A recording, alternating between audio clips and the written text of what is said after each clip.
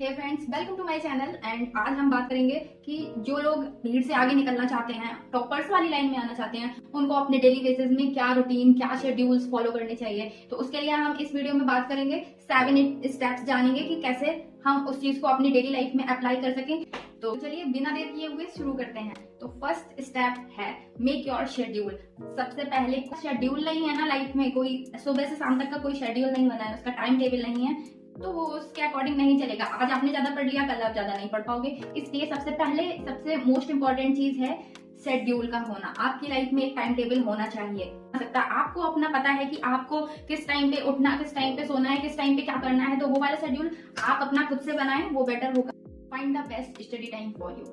Means आपको किसी बच्चे का होता है कि उसको सुबह के टाइम पे ज्यादा याद होता है, सुबह से लेके उसका जो भी शाम तक का शेड्यूल होता है उसमें वो बहुत अच्छे से पढ़ाई कर सकता है। और कोई बच्चा होता है जो रात में 10 बजे से लेके रात में 3 बजे तक अच्छे से पढ़ाई कर लेता है। तो आपको अपना best study time find out करना होगा। आपको खुद वो चीज पता होगी कि आप किस टाइप के हैं, अर्ली मॉर्निंग चाइल्ड हैं या फिर लेट नाइट वाले हैं। उस हिसाब से अपना सारा चीज मैनेज करना पड़ेगा, अपना टाइम टेबल मैनेज करना पड़ेगा। आपको अपने लिए फाइंड आउट करना पड़ेगा कि आपका बेस्ट स्टडी टाइम कौन सा है, जब आपको बहुत ज्यादा याद होता है, बहुत अच्छे से याद होता है।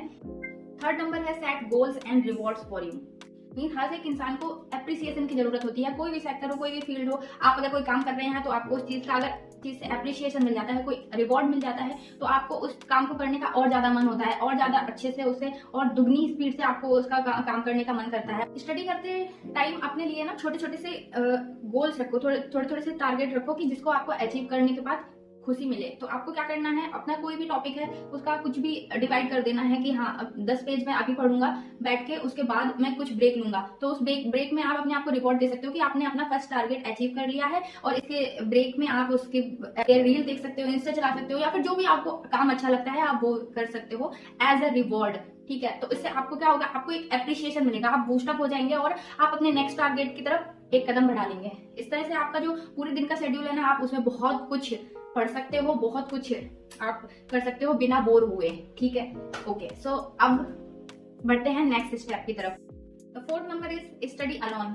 या दिस इज वेरी सिंपल। अगर आपको पढ़ना है, आप रियली पढ़ना चाहते हो, तो आप हमेशा ऐसी जगह प्रेफर करो जो एकांत हो, शांत हो, और आप अकेले हो, मोस्टली अकेले हो। अकेले में जो आप पढ़ाई करते हो वो सारी चीज आपके अंदर जाती है। नहीं तो कुछ भी जो भी डिस्ट्रैक्शंस होते हैं वो सारी चीजें होती हैं, आसपास कोई होता है या फिर कुछ बोल रहे हैं या कुछ भी होता है, तो उस चीज से जो डिस्ट्रैक्शन होता है, तो जब हम स्टडी कर रहे होते हैं तो हमारा ना पूरा कॉन्सेंट्रेशन उस पर लगा होता है, और बीच में अगर कोई चीज आ जाती है, कोई भी डिस्टर्बेंस होता है, तो उसके बाद में फिर हमारा वापस से उतना अच्छे से वो कंसंट्रेशन नहीं हो पाता है, और वो भी पाता है तो उसके लिए थोड़ा टाइम लग जाता है। मीन्स आपके 5-10 मिनट ऐसे खराब हो जाते हैं। इसलिए कि मोस्टली अकेले पढ़ना प्रेफर करो। और जो हमारा नेक्स्ट स्टेप है वो भी इसी से रिलेटेड है। Block the distractions. कोई भी डिस्ट्रैक्शंस है, फोन है आपका, आपके फ्रेंड्स हैं, आपका कुछ भी है ऐसा, आप जो आपका पेट है, कोई भी है, जो भी डिस्ट्रैक्शंस है, आपको वो कुछ टाइम के लिए, जब तक आप स्टडी कर रहे हैं, जब तक आपको उनसे दूर रहना पड़ेगा, और अपना ये माइंडसेट बनाना पड़ेगा कि आपको इस टाइम तक ये चीजें नहीं टच करनी है, नहीं यहाँ पर जाना है। आपको एक अपने आप में एक डिसिप्लिन लाना पड़ेगा कि आपको जितनी देर हो उतनी देर तक, और जो भी चीजें आपको डिस्ट्रैक्ट करती हैं उन चीजों से आपको खुद को दूर रखना होगा। और ये आप ही कर सकते हो, कोई और आपके लिए नहीं कर सकता है। कि आपका फोन है, आप अपने फोन को कितनी देर तक ऑफ कर सकते हो, कितनी देर तक उसे बिना टच किए रह सकते हो, ये आपके ऊपर डिपेंड करता है।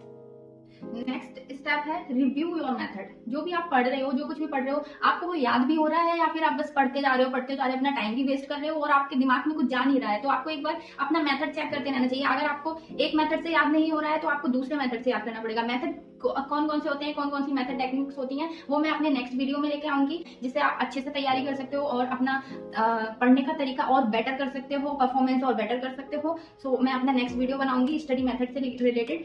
और उसके अलावा जो भी मेथड होते हैं, अपना रिव्यू लेना, अपना फीडबैक लेना जरूरी है। जो भी आप पढ़ रहे हो कि आपको रियल में वो चीज याद हो रही है या फिर सिर्फ आप वो अपना टाइम वेस्ट कर रहे हो, बुक में देख रहे हो बस, तभी तक आपको वो चीज ऐसे लग रहा है कि हाँ वो मेरे दिमाग में जा रहा है, और जैसे ही बुक हटती है, कोई भी क्वेश्चन उससे रिलेटेड आता है, आप वो नहीं सॉल्व कर पा रहे हो, तो फिर आपको अपना मेथड बदलना पड़ेगा। और इसके लिए आपको खुद ही वो अपने एनालाइज करना पड़ेगा कि आप कहाँ पे गलत जा रहे हो, कहाँ पे सही जा रहे हो। ओके, एंड नेक्स्ट स्टेप बहुत इजी है, वो है स्लीप वेल। वैसे तो सभी स्टूडेंट्स को पढ़ाई करते टाइम बहुत ज्यादा नींद आती है, लेकिन नींद आनी चाहिए और आपका एक शेड्यूल होना चाहिए कि किस तरह से आपको कब सोना है और कब उठना है। वो पूरा आपका जो बायोलॉजिकल क्लॉक होता है ना, वो स्लीप साइकिल, वो आपको मेंटेन करनी पड़ेगी और आपको प्रॉपर नींद लेनी पड़ेगी। अगर आप अच्छी नींद लेते हैं तो आपको जो भी आप याद करोगे, जो भी आप पढ़ रहे होगे ना, वो आपके दिमाग में बहुत अच्छे से जाएगा और आप बहुत आगे अच्छा कर पाएंगे। तो आज के इस वीडियो के ये हमारे 7 की पॉइंट्स थे। अगर आपको अच्छा लगा तो आप ये सारे अपनी डेली लाइफ में फॉलो अप कर सकते हैं। स्टडी रिलेटेड आपको कोई भी क्वेश्चन है, कोई भी क्वेरीज है, आप कमेंट में पूछ सकते हैं।